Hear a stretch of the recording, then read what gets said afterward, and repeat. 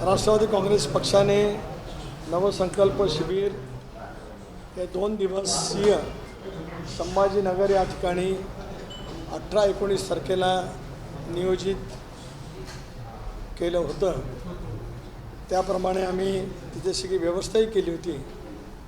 पण गेल्या आठवड्यात आणि प्रामुख्याने 3-4 दिवसापासून पक्षाची वेगवेगळ्या सेलचे फ्रंटल ऑर्गनायझेशनचे अधिक प्रतिनिधी त्या ठिकाणी बोलवले पाहिजे असा आग्रह काही सहकार्याने त्या ठिकाणी भूमिका मांडली।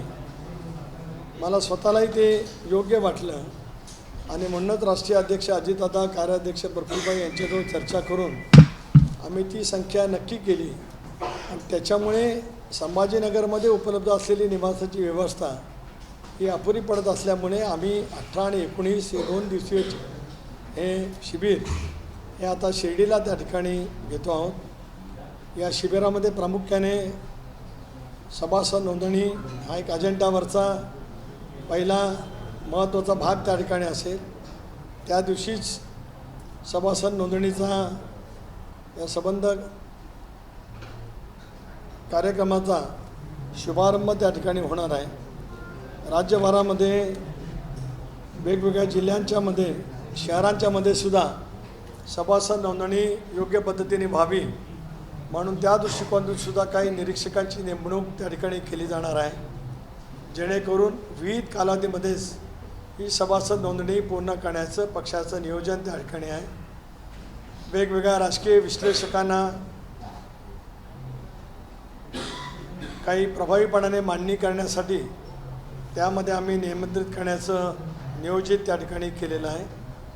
पक्षाचे सर्वच प्रमुख नेते त्या ठिकाणी उपस्थित राहतील आणि या 2 दिवसाच्या या महत्त्वपूर्ण नवसंकल्प शिबिरातून नवीन ऊर्जा, नवीन प्रेरणा घेऊन आगामी येणाऱ्या स्थानिक स्वराज्य संस्थांच्या निवडणुकीला ते महापालिका असेल, जिल्हा परिषद असतील, पंचायत समिती, नगरपालिका, नगरपंचायत याला सामोरच्या दृष्टिकोनातून सुद्धा काही महत्त्वपूर्ण कार्यक्रम फेब्रुवारी महिन्यापासून पक्षाच्या संघटनेला दिले जातील आणि त्या दृष्टिकोनातून त्याचा एक प्रभाव संबंध महाराष्ट्रामध्ये अधिक व्यापक प्रमाणात निर्माण करण्याची भूमिका त्या ठिकाणी घेतली जाईल।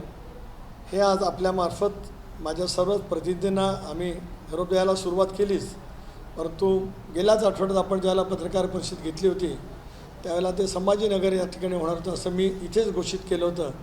तर ते ठिकाण बदललेलं आहे हे आपल्याला त्या ठिकाणी कळावं।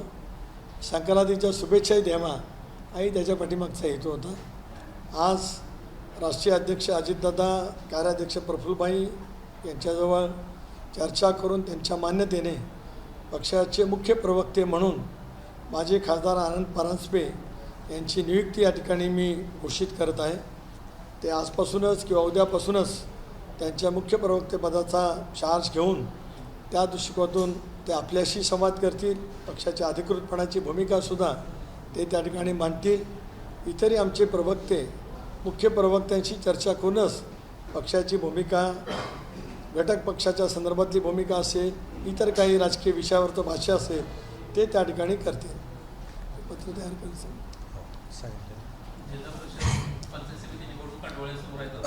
लवकरच येणार आहे। महाविकास आघाडीमध्ये सध्या जर पाहिलं तर सध्या अनेक क्लेश पाहायला मिळत आहेत। महायुतीमध्ये महायुती म्हणून तुम्ही सामोरे जाणार आहात हे राष्ट्रवादी काँग्रेस पक्ष स्वबळावर काही महापालिकांमध्ये किंवा जिल्हा परिषदांमध्ये जाण्याचा विचार करते।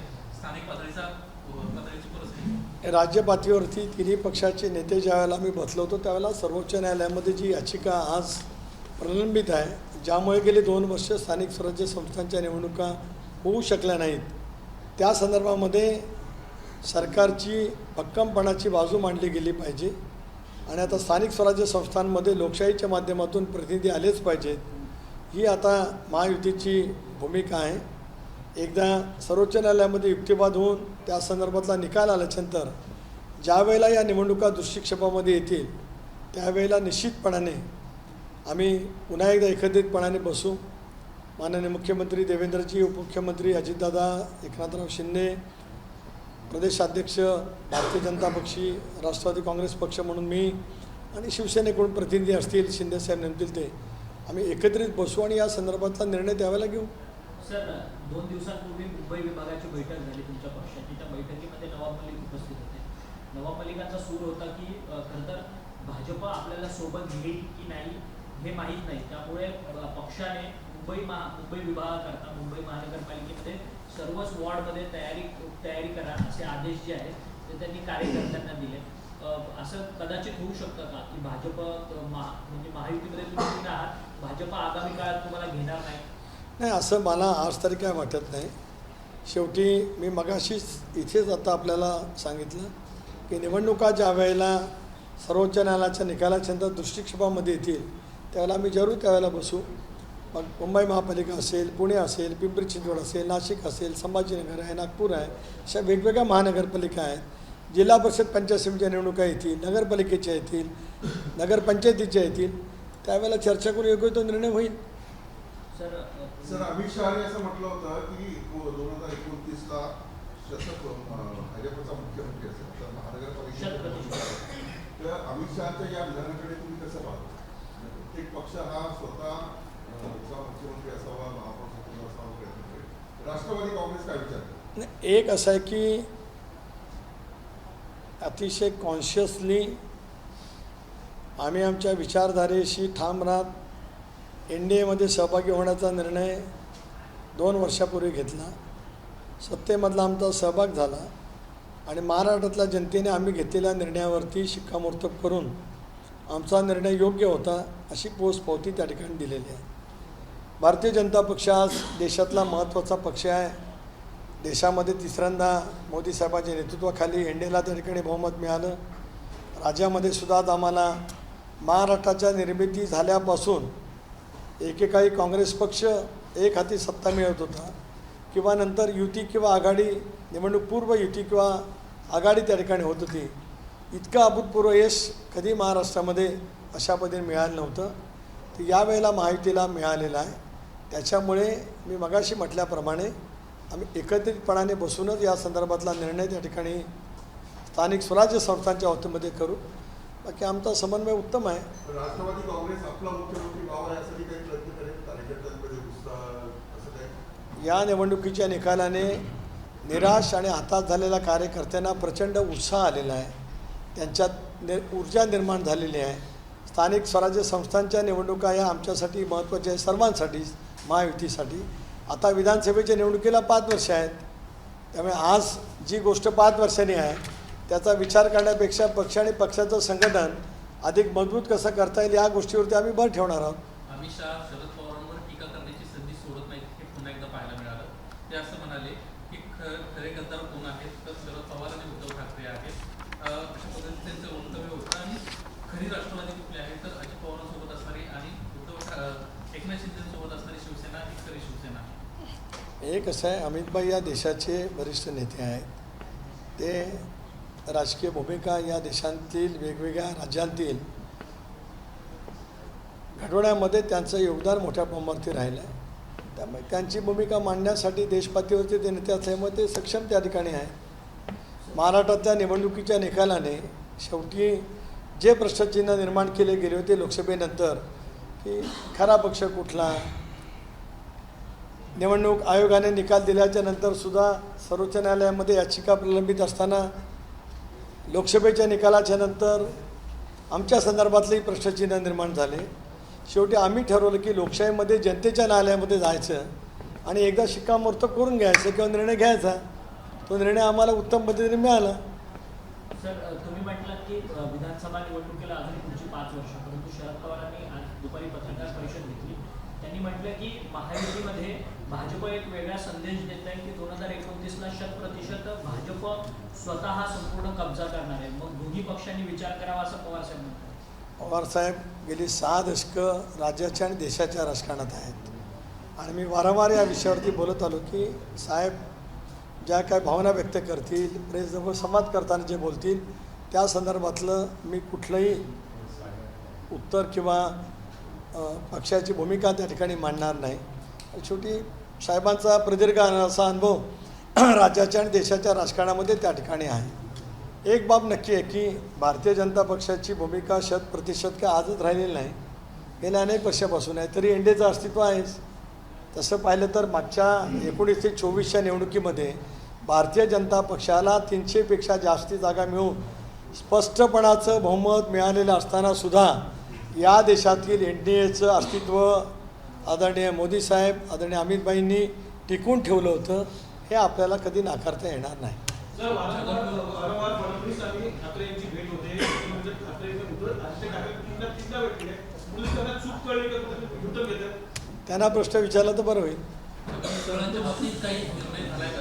मुलांना आपण भेटणार होतो. तर मी आजच भुजबळ साहेबांशी माझा फोन झाला. मी त्यांना विनंती केली, त्यांनी शिबिराला उपस्थित राहायचं आहे. शिबिराला ते मार्गदर्शन त्यांनी करायचं असं पक्षाचा अध्यक्ष म्हणून मी त्यांना विनंती केली. ते उपस्थित राहणार आहेत. भेटू 2-3 दिवसामध्ये. नाराजी दूर नाही, मी सुरुवातीलाच कारण सांगितलं. 4 दिवसापूर्वी ज्यावेळेला आम्ही इथे बसलो त्यावेळेला एकंदरीत आम्ही शिबिराची संख्या एक मर्यादित ठरवली होती. कारण तिथे असलेली उपलब्धी लक्षामध्ये घेत त्यावेळी किती प्रतिनिधी असावेत, फ्रंट ऑर्गनायझेशनचे किती असावेत, इतर सेलचे किती असावेत.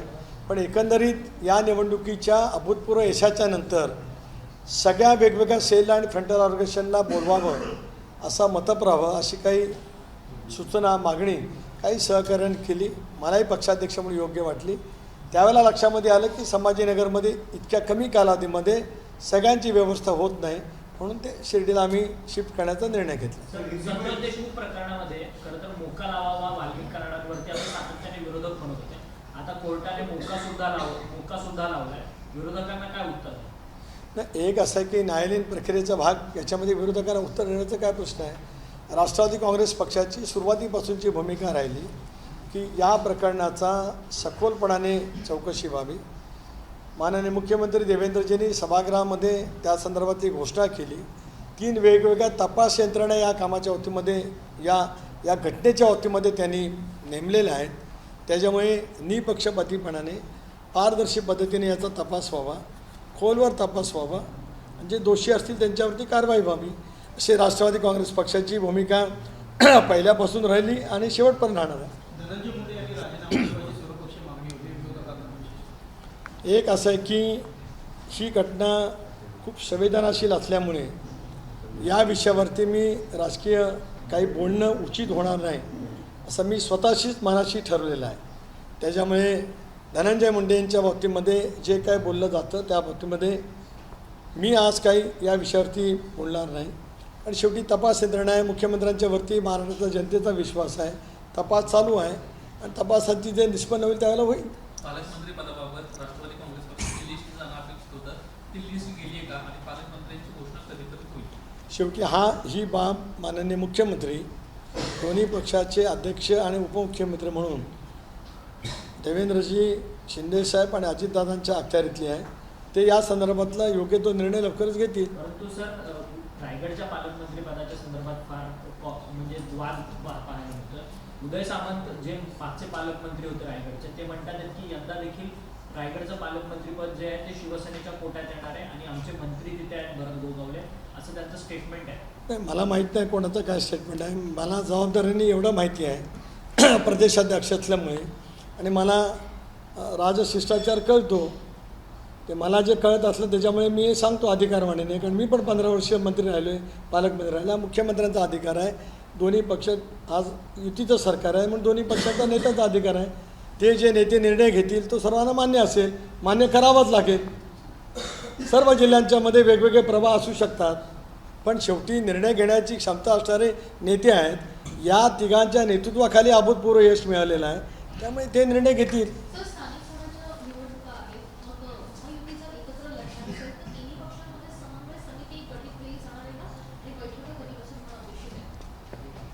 लोकसभेला झालेल्या चुका उणिवा आम्ही दूर करून विधानसभेला उत्तम समन्वय केलं.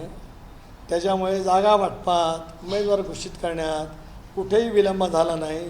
त्याची परिणिती अतिशय प्रचंड बहुमताने राज्याच्या जनतेने आमच्या महायुतीवरती शिक्कामोर्तब केलं.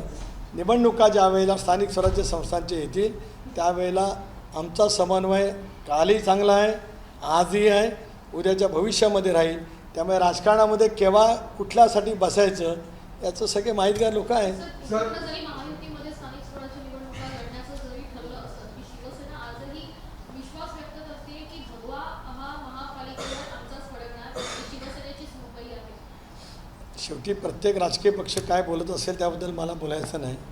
मी एवढं सांगितलं मगाचपासून अतिशय जबाबदारीने प्रांताध्यक्ष म्हणून की आम्ही एकत्रितपणाने बसून निर्णय करू. राज्यात खूप वेगवेगळ्या महापालिका आहेत. मुंबई महापालिका आहे, पुणे आहे, पिंपरी चिंचवड आहे, काही क वर्ग महापालिका आहे, जिल्हा परिषद आहेत, पंचायत समिती आहेत, त्याचबरोबर ती नगरपालिका आहे, नगरपंचायती आहेत. योग्य वेळेला त्या संदर्भामध्ये बसून आम्ही निर्णय करू.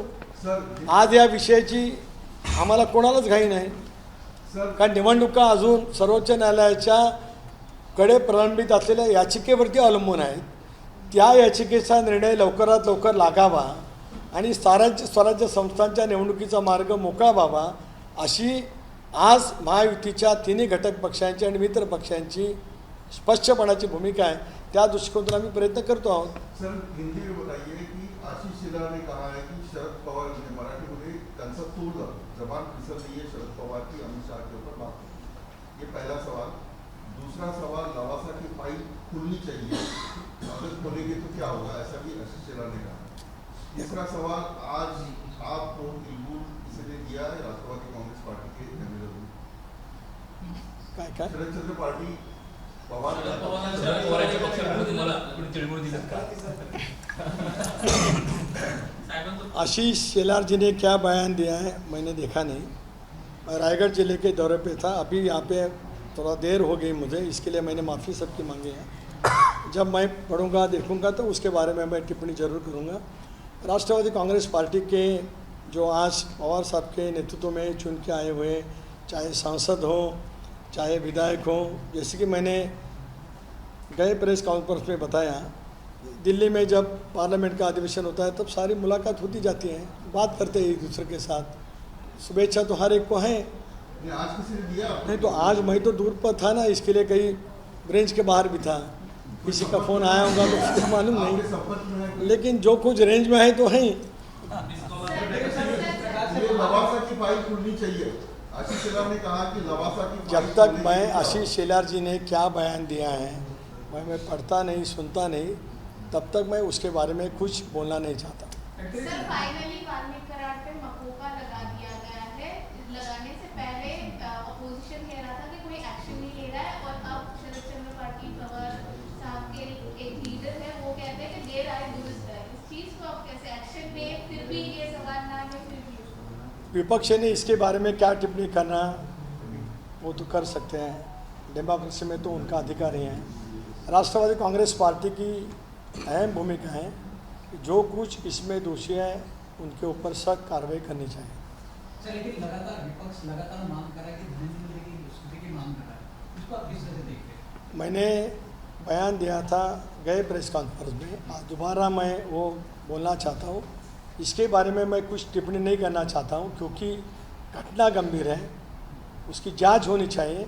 मुख्यमंत्री के नेतृत्व में उसकी जांच चल रही है.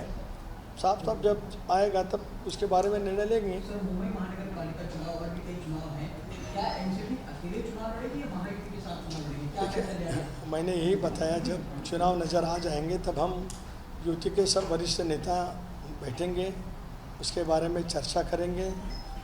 चाहे वो मुंबई कॉरपोरेशन हो, पूना हो, पिंपरी चिंचवड़ हो, जिला परिषद का चुनाव हो, हम बैठ के उसके बारे में निर्णय लेंगे. सर पालक मंत्री को लेकर कब तक फैसला हो सकता है, क्योंकि लगभग देखिए इसमें माननीय मुख्यमंत्री जी, दोनों उप मुख्यमंत्री जी का वो अधिकार है, उसके बारे में वो निर्णय जल्दी से जल्दी लेंगे. सर क्या छगन भुजबल की जो नाराजगी थी वो दूर हो चुकी है, आपके कांटेक्ट आज भुजबल साहब के साथ मेरा कांटेक्ट हो गया. मैंने उनको विनती की है एक वरिष्ठ नेता के नाते कि 18 और 19 को जो हमारा शिविर होने जा रहा है उसमें उपस्थित रहें और उनका मार्गदर्शन हम सुनना चाहते हैं. सर तो प्रधानमंत्री मोदी मुंबई आ रहे हैं, तमाम महायुति की क्या विधायकों से मुलाकात करेंगे, क्या कुछ आप लोगों की तरफ से तैयारी करेंगे? नहीं तो सब मिलेंगे ना. प्रधानमंत्री जी का मार्गदर्शन सबको मिलना चाहिए, वो कल है. सर अधिवेशन आहे, भुजबळांची नाराजगी दूर झाली आहे, भुजबळांशी काय बोलता? मी आज सकाळी भुजबळ साहेबांशी बोलून त्यांना निमंत्रित केलं असं मगातपासून मी 3-3दा सांगितलं. त्याच्यामुळे असा प्रश्न विचारून त्याचा उपयोग काही नाही. भुजबळ साहेब येतील, पक्षाला मार्गदर्शन करतील. एक भाग बाकी आता आपले आभार मानतो, तिळगुळ देतो आणि माझी आपल्याला विनंती आहे की माझ्यावरती अन्याय करू नका. मी 2 वर्ष पक्षासाठी प्रचंड मेहनत घेऊन काम केलेलं आहे, म्हणून सूत्राच्या नावाने कृपा करून बातमी देऊ नये एवढीच माझी आपल्याला तिळगुळ देऊन विनंती आहे. यावर आपण लोकशाहीमध्ये मुखत्यार आहात. आपल्याला काही सूत्रांच्या नावाने दाखवण्याचा, ब्रेकिंग न्यूजच्या नावाने दाखवण्याचा आपला अधिकार अबाधित आहे, पण माझ्यासारखा वंचितातल्या किंचितावरती अन्याय होणार नाही याची खबरदारी आपण घ्यावी एवढीच माझी आपल्याला संक्रांतीच्या दिवशी तिळगुळ देऊन विनंती आहे. एबीपी माझा, उघडा डोळे बघा नीट.